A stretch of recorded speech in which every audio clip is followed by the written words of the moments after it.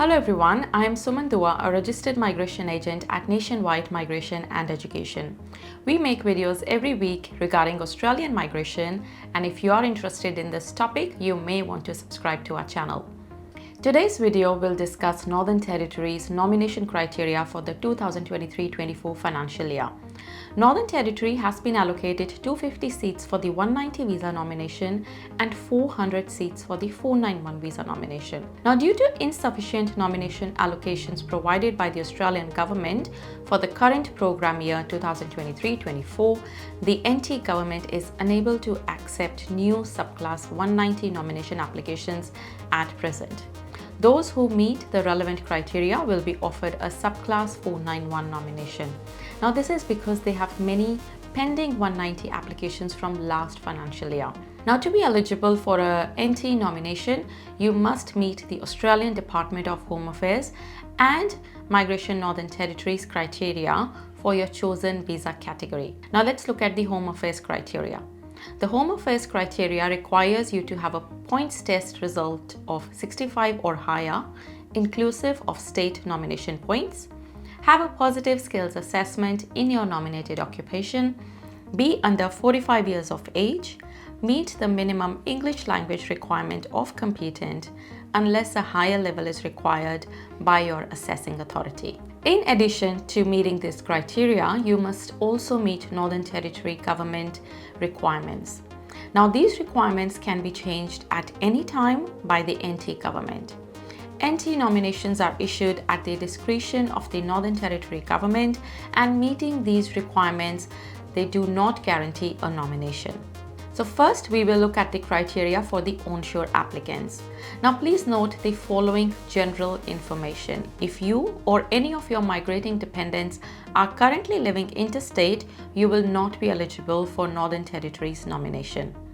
If you or any of your migrating dependents are currently on a student visa and have not completed studies in an NT institution, you will not be eligible for Northern Territory nomination.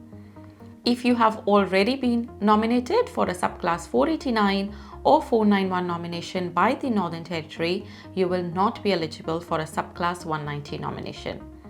Now, Northern Territory has two categories for onshore applicants. The first one is the eligible Northern Territory graduates, and the second one is the other Northern Territory residents. Now, we will first look at the eligible Northern Territory graduates. If you currently hold a temporary graduate subclass 485 visa that does not expire before 1st July 2024, or if you are eligible to apply for a subclass 485, you are unlikely to be offered a nomination in this program year, and your application may be refused. If you fall into this category, please consider applying in the new program year commencing 1st July 2024.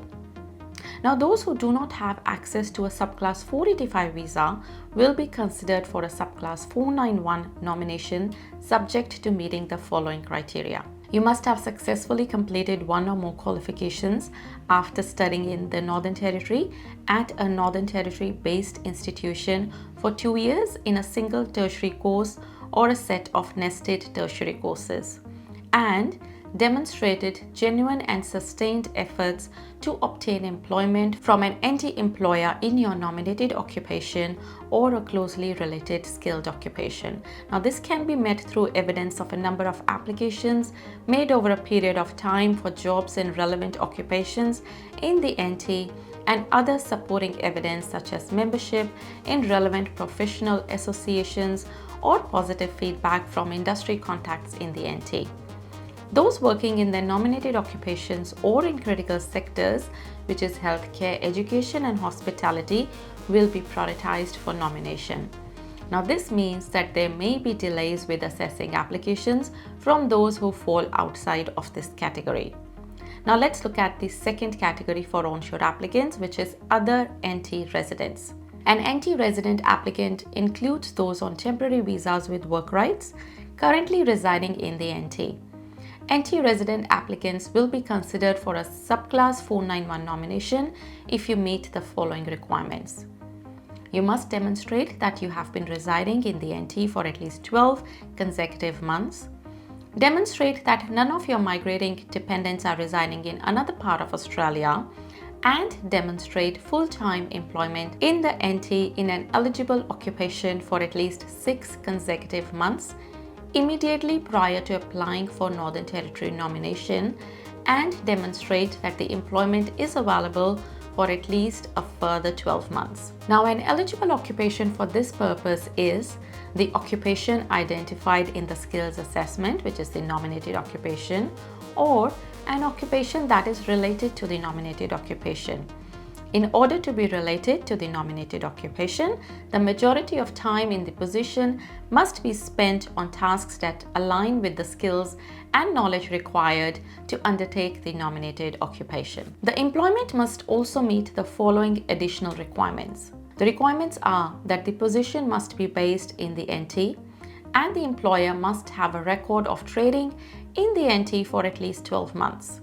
Positions that are based at serviced office spaces or involve hot desking arrangements will generally not be considered favorably, and you must be paid at market salary.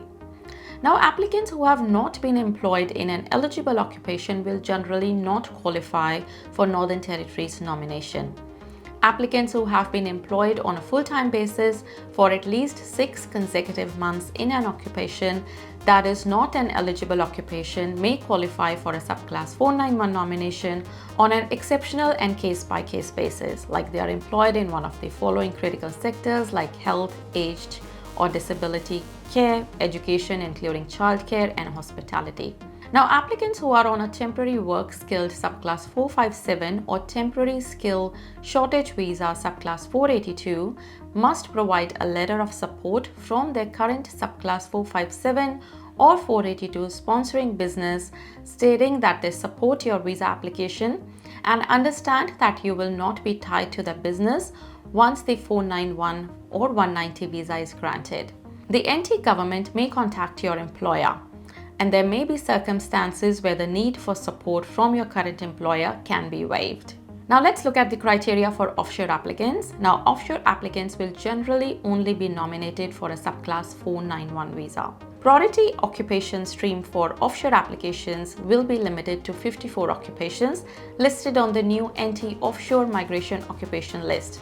We will put a link to this list in the description below.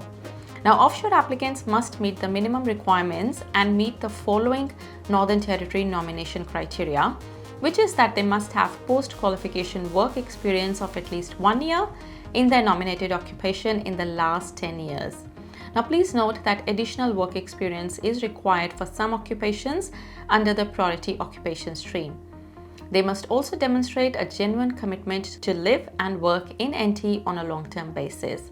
They must have evidence of financial capacity to settle in the NT and meet criteria against one of the 3 streams.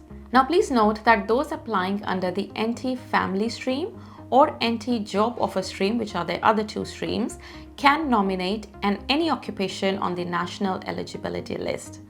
Now, let's look at the Priority Occupation Stream.